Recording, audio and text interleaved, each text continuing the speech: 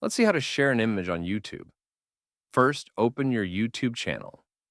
You can share an image through a community post. Click the Create button, then select Create Post.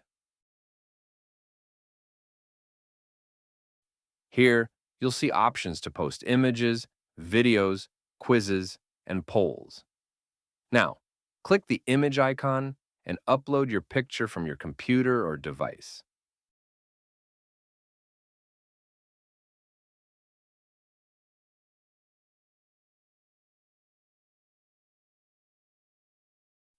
Once uploaded, you can also add a caption if you'd like. When you're ready, scroll down.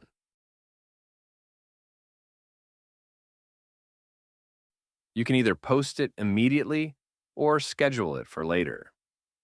I'll click Post to share it right now. And that's it.